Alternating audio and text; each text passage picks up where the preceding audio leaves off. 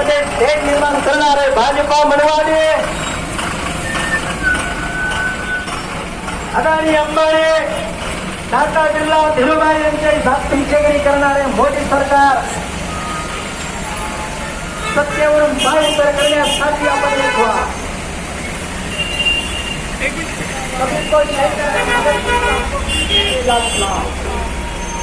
पंजाब के किसानों के लिए अनेक कुछ करो. भांडवलदारांची दलाली करणे बंद करा. भांडवलदारांची दलाली करणे बंद करा. अमित शहा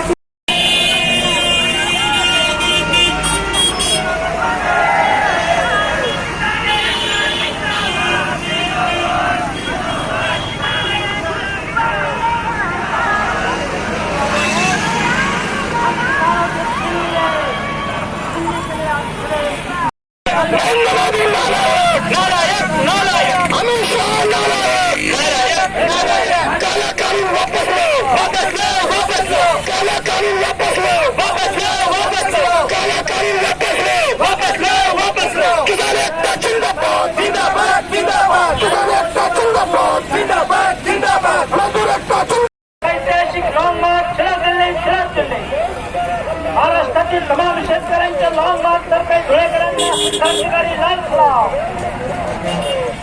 धुळेकरांना तुम्ही आता एक व्हा. एक मिनिट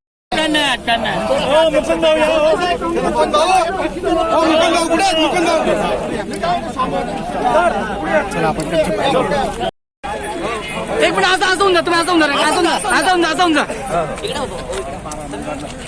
थोडा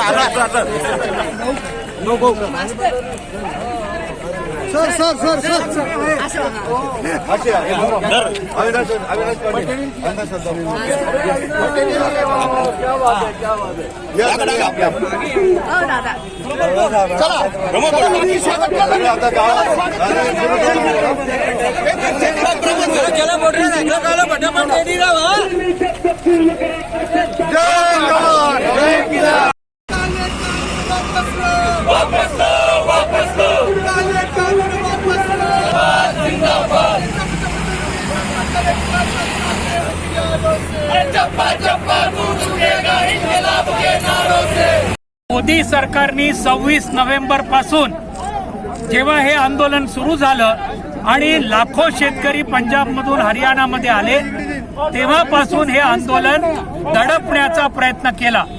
टियर गॅस शेल वापरले, वॉटर कॅनन वापरले, लाठी हल्ला केला, शेकडो लोकांना अटक केली, तरी सुद्धा लाखो शेतकरी दिल्लीच्या सीमेवर येऊन थांबले.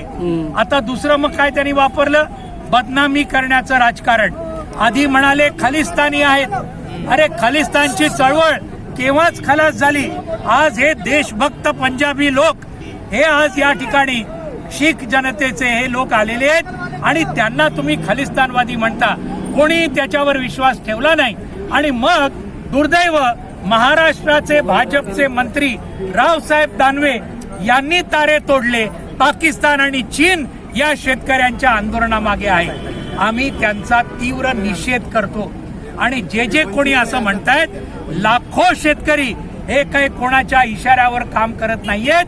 त्यांच्या प्रत्यक्ष याच्यावरून जे काही त्यांना स्वयंस्फूर्तीने आणि त्यांना जो अनुभव येतोय त्यातून करतात. आता परत काय केलं नंतर ते पण फेल गेलं. देशातले दिल्लीच्या सीमेवर या प्रचंड डिसेंबरच्या कडाक्याच्या थंडीमध्ये बसलेले आहेत.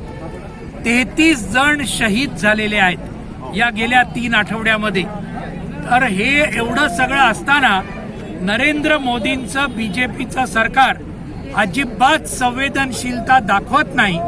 अजूनही आडमुठेपणा करतंय. आज संबंध देशभरातल्या शेतकऱ्यांची जी मुख्य मागणी आहे की हे 3 शेतकरी विरोधी कॉर्पोरेट धार्जिणे कायदे ताबडतोब मागे घ्या, हे अजूनही मान्य करायला तयार नाही. आणि त्याच्यामुळे महाराष्ट्रातून छत्रपती शिवाजी महाराजांच्या, महात्मा ज्योतिबा फुले आणि डॉक्टर बाबासाहेब आंबेडकरांच्या भूमीतून आज हे सगळे वीर हे नाशिकमधून हजारो शेतकरी हे दिल्लीला जात आहेत त्या लढ्याला जास्त बळकट करण्यासाठी. आणि हे कायदे रद्द केल्याशिवाय आम्ही तिथून हटणार नाही हे सुद्धा आम्ही आत्ताच ठामपणे आम्ही सांगतो. नाशिकला जेव्हा ही रॅली सुरू झाली तेव्हा 10,000च्या वर शेतकरी त्या ठिकाणी त्याला सेंड ऑफ द्यायला होते. अर्थातच सगळेच काही रॅलीमध्ये नाही आहेत, पण आज 5,000हून अधिक या रॅलीमध्ये वेगवेगळ्या गाड्यांमध्ये आहेत.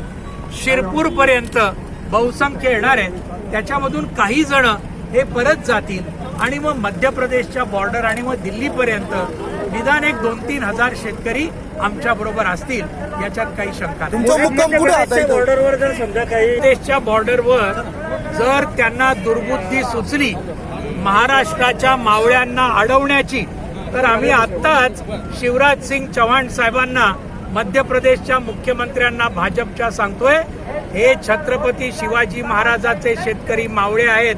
तुम्ही आड याल तर त्याला त्या ठिकाणी जे काही करायचं ते करून तुमचे अडथळे पार करून आम्ही दिल्ली पोहोचल्याशिवाय राहणार नाही. मोदी सरकारला झुकावं लागेल. आज आंदोलन जेवढ्या तीव्रतेने आणि जेवढ्या व्यापकतेने वाढतंय, उदाहरणार्थ 8 डिसेंबरला जो जबरदस्त भारत बंद झाला, आपण सगळेजण धुळ्यामध्ये, बाकी संबंध आपल्या महाराष्ट्रात आणि देशात सर्व सेक्युलर पक्षांनी पाठिंबा दिला, सर्व संघटनांनी दिला आणि संबंध देशव्यापी बंद झाला. अभूतपूर्व तुम्हाला सांगतो, फक्त 3 दिवसाच्या अवधीवर असं कधीच देशामध्ये झालेलं नाही. हा आता शेतकऱ्यांचं केवळ आंदोलन राहिलेलं नाही, हे आता देशातल्या जनतेचं आंदोलन झालेलं आहे आणि असं जेव्हा आंदोलन होतं तेव्हा ते विजयी झाल्याशिवाय राहत नाही.